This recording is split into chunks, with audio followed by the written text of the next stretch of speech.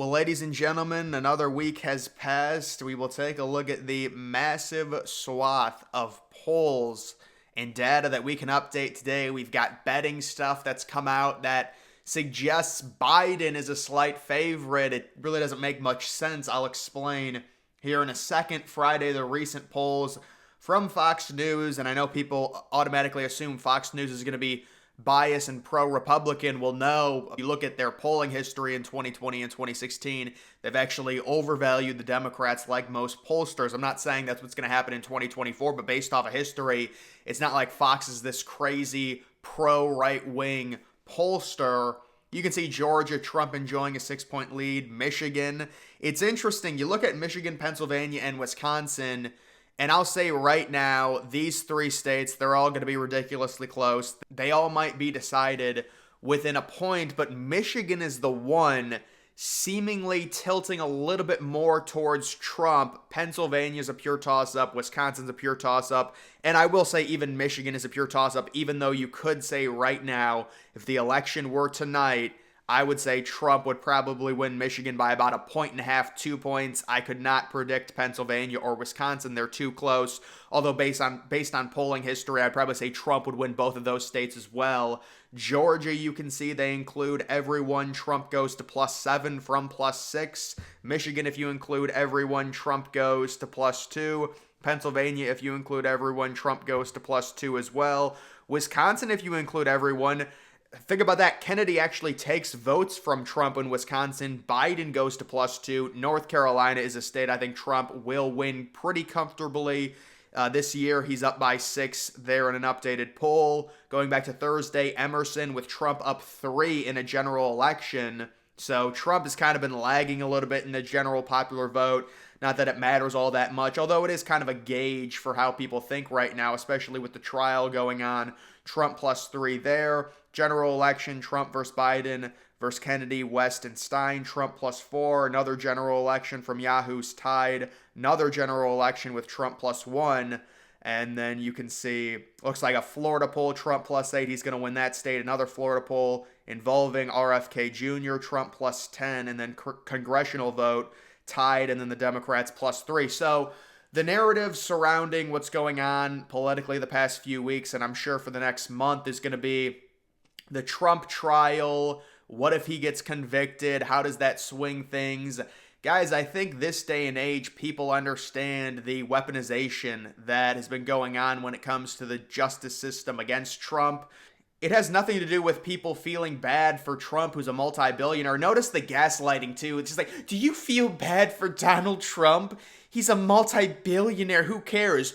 No, it's just we see this is so ridiculous. Why are all the judges extremely liberal and they've all hated Trump? And now the jury selection out of the state of New York City, many of them are going to have a bias against Trump. This is clearly not a legitimate process. Everyone can see it. And I think when it comes to something like hush money, it's not going to affect anything. Trump can actually use this to his benefit by saying, look at the prosecution, look at the amount of money they've spent. This is the Russia stuff 2.0, where they invest millions of dollars. They talk about it for 2 years straight. And then they end up doing exactly what they accused Russia of doing, which is election manipulation, when they silenced the Hunter Biden story. And then they say, well, there's no clear evidence of voter fraud. Well, there's clear evidence of election interference, which they bragged about doing when they silenced that story. And then getting on to the actual, you can see this is the updated betting odds. Biden sitting at 45%, Trump at 43%. Very close election. It has Biden sweeping the swing states right here. So they're basically giving Biden every single toss-up plus Nevada, which you look at any poll out of Nevada, Trump's up by 4 or 5. Look, the odds are going to do whatever they want. When it comes to this idea that Biden is going to start trending in some of these states, I'm just not buying it based on the fact that his approval rating is still so bad. Historically, you're not going to see a president trend up significantly with that bad of an approval rating, and Biden just keeps getting older. You see him at the gas station recently. He can't form sentences. He can't talk. The only time he's actually able to be somewhat coherent is when they hop him up on stuff. Like, it's gotten to the point where it's like, if he says 5 words in a row, it's, we have to cheer him because it's just, the guy is just not capable. It's unfortunate. I can say it 100 times. I know people are probably bored of it, but you look at him talk and it's just like, it's sad to see. And this is who they're running again because they've pigeonholed themselves with Kamala Harris being the vice president. They have to somehow make this dude work for another 4 years. Yeah, obviously, Biden has no impact on any of the actual politics within the Democratic Party. At least I hope he doesn't. He can barely string together one single sentence, and you can see Nevada. It's just, I'm not understanding why there's an expectation that Biden's going to perform better when we're seeing maybe it has to do with Trump's charges, although I think most Americans can understand that that is a liberal justice system operating, trying to keep Trump from winning again.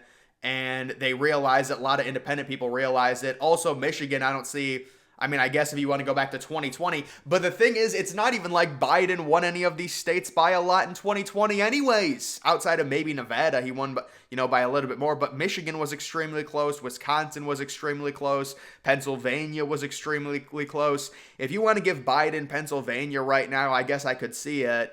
But Michigan, I would say Trump would win right now. Wisconsin, I would say Trump would win right now. Nevada, I would say Trump would win right now. Arizona, I would say Trump would win by 4 or 5. They've got Trump taking Georgia back.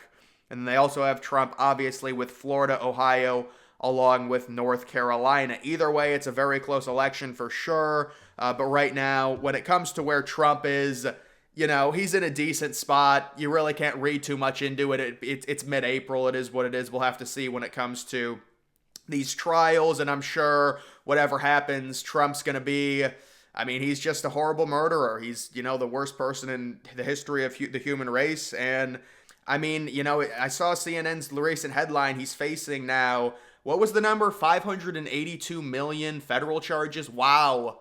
He is, oh my God, is he so evil? He is horrible. We've also got this from Elon Musk. In my opinion, this is kind of the new conservative talking point. TikTok should not be banned in the US, even though such a ban may benefit the X platform. Doing so would be contrary to freedom of speech and expression. It's not what America stands for. And yeah, so it seems like conservatives have done a complete 180 on this topic. They were the ones, Trump was the first one to possibly say we should ban TikTok. I think a lot of these conservatives have to understand TikTok is not an American-based company. It's basically been imported from China.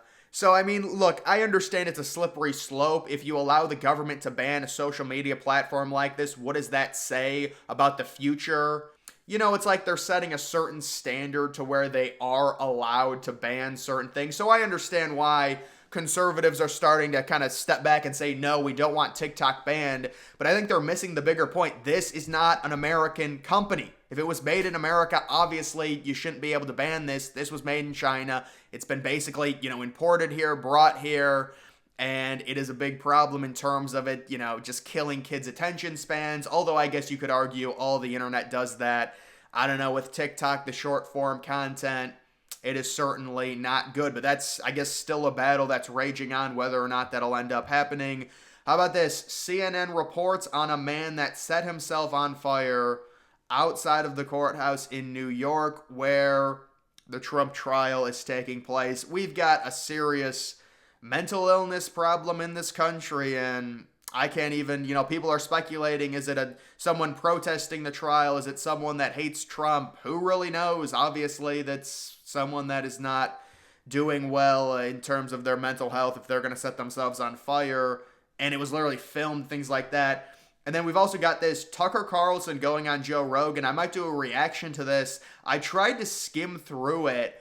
I got to be honest, maybe I missed it, and I certainly could have, but I did not hear a ton of election talk between Trump and Biden. Maybe I missed it. It was 3 hours. I skimmed through it. I tried to find moments. They were talking about aliens. They were talking about a lot of political stuff, but I didn't hear a ton of specifically Trump-Biden talk in terms of that podcast. But you do have to wonder, this is what everyone's been speculating on. I had said, I came out with a video last summer, top 10 guests Joe Rogan should have on. Tucker Carlson was one, Trump was another. And so the question is, does Joe Rogan come out with a statement this summer and say, I want to host an open debate. I'll be the moderator, Trump versus Biden, and that's what we're going to do. And if one of them doesn't want to come on and the other one wants to come on, they can come on. And what I think would happen is Biden would decline it because Biden honestly cannot function.